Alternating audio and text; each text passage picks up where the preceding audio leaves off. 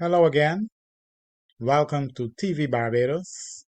This is your tutor, and today we're going to do another cash flow statement using the indirect method. And we're going to be practicing one of the University of the West Indies Financial Accounting Year 1 courses, all right? The Kemar company. All right, so let's get our stuff together and get that question. All right, well, here is the question. So you can pause, have a good read of the question, and then let's tackle it together. Okay. All right, so I take it that you've read the question, so let's get a little move on. All right, so just removing that part of the question for the time being so we could actually start. So the first step in this cash flow statement using the indirect method is to start with the operating profit. Now the operating profit is either the net income plus taxes plus interest, or you could work it out by subtracting the operating expenses, including depreciation and any loss or gains on disposal from the gross profit. So either way won't matter. I'm going to use the first one, however. So I'm going to take the net income that was given, and we're going to add back the interest and the tax, and we get that the profit before the interest and the tax, which is also known as operating profit, will be 367,121. Good. So we place that on our statement. Well, step number 2, let's get that. So step number 2 will be to reverse all of the non-cash items that were used in calculating the operating profit. So as a normal rule, the non-cash items would be depreciation expense, as you can see right here, depreciation expense, these two, amortization expenses, which is not in this question, loss on disposal, as given right here, loss on the sale of the assets, and gain on disposal of assets, which is written right here, gain on disposal of short-term investments. All right, so let's put all those in, work them out. So we have the depreciation, which is the 240 plus the 86. And remember the rule, you're reversing. So if we took away depreciation over here, we got to add it back over here. All right, good. So let's move to step number 3. And step number 3 says register changes to the working capital. So any changes that happen to the working capital, we're going to record them, but make sure you exclude bank and or cash. And that's because we're trying to convert everything to the bank or cash value. All right. So if the asset values, so the current asset value increases, you're going to deduct. And if that current liability in the working capital increases, you're going to add. And of course, the vice versa will be true. All right. So we have here our inventories, right? They move from 165,000 to 270,000, right? So they would have increased by 105. So remember the rule, if they increase, subtract, right? So we can work out all the others. The prepayments also increase, as well as the accounts receivable, they also increase. So we can subtract those 3. The accounts payable also increase, but the rule is if the current liabilities increase, add. So we're going to be adding the 103,894. However, you will notice that the accruals, right, they also increase. So good. So let's put those in, right? So we're increasing those 2, and we're subtracting those 3. And that gives me a total of 666,997. Good. So that is the changes to our working capital. So what we do before we add those up, we could check to see if step number 4 is in. Step number 4 is where basically what we do is we account for any changes in the short-term debt management. So in other words, we're looking to see if we paid any taxes or if we paid any of the interest that was due, all right, for that particular year. So as long as there's one, so there's just a reminder, as long as there's one entry for interest or the tax, or if you have more than one, so one or more than one, you must investigate to see if a payment was made, that is, that cash left the organization. All right, so in this question then, we had that the interest in 2021, the beginning of the year, the interest was, let's find that, the interest was somewhere here. Interest was at the beginning $18,438, and the amount due from that income statement, if you recall, was $41,568. That's what was assigned for this year. So if we added all those together, we would have been expecting to pay $60,006. Instead, however, when we look at this balance sheet for 2022, we see that we still owe $42,188 in interest. So that would suggest that if I were to subtract the $42,188 from the $60,006, that I would have only paid $17,818.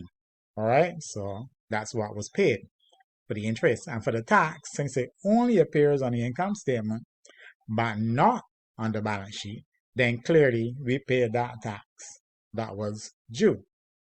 So hence, we have interest paid $17,818, and the tax paid $33,250 for a total of $51,068.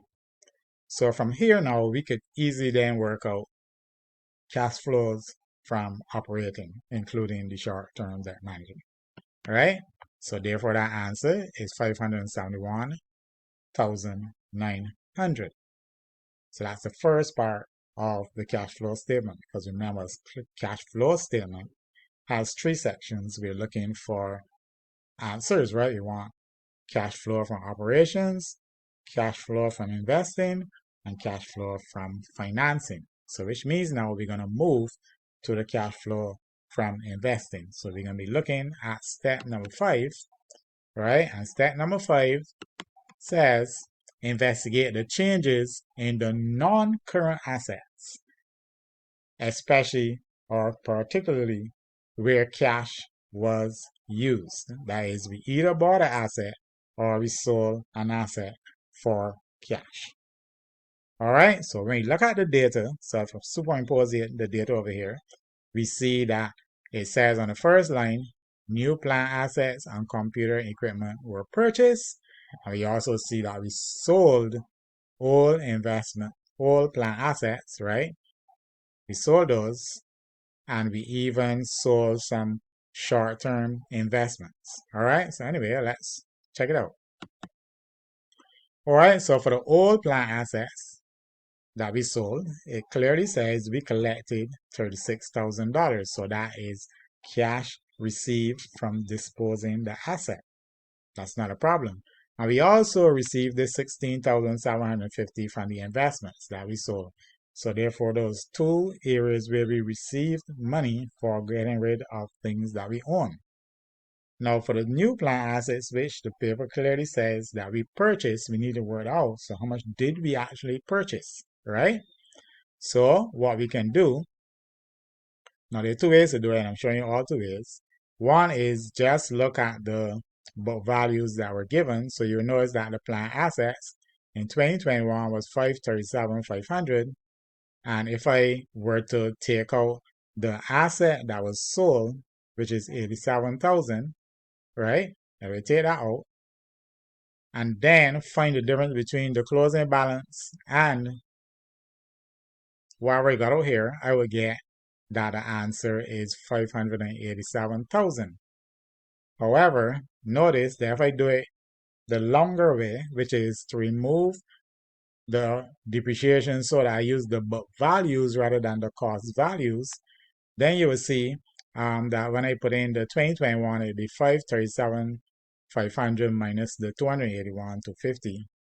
I'm going to take out the 40,000 that was the book value of the asset sold, as well as the 240,000 in depreciation for the year, right? So that I get the new book values, which would be the 137,500 minus the 473,750, and that would give me 587,500. So the question has a $500 error, right? So depending on which method you use, you get $500 error. So in this case, I'm going to use the longer version where I included all the depreciation so that I convert to the correct answer.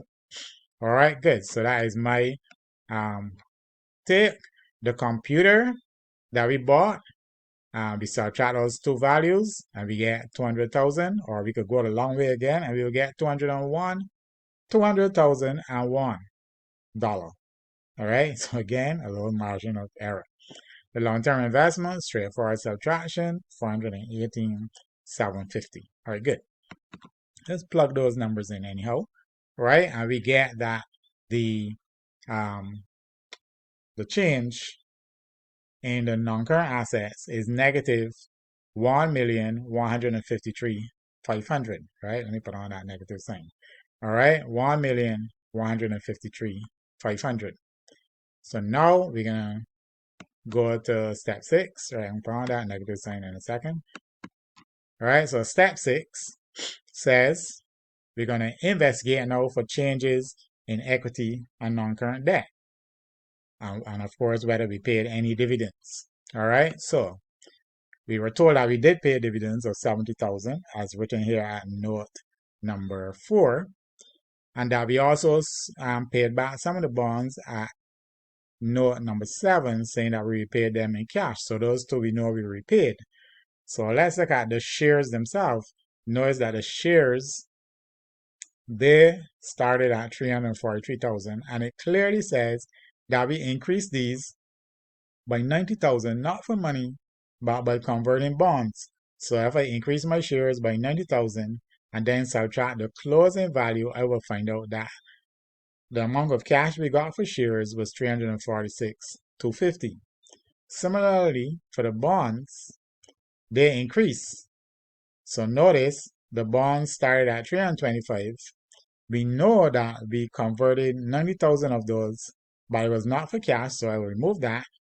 And I also paid 25,000, so I removed the 25,000 that I paid. Find the difference between what I got out and the balance, which is 565,000, tells me that we increased by 355,000. So let's plug that in.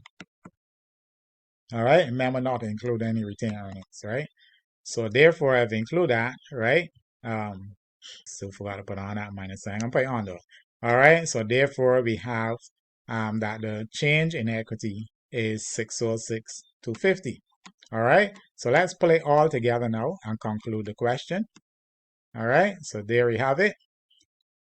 The operating profit, reverse the non-cash items, changes in working capital, debt, short-term debt management, give us net cash flow of 571,900.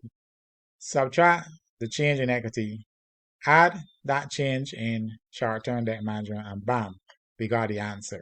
All right, so there you have it. Another working example. Thank you, and 8-9.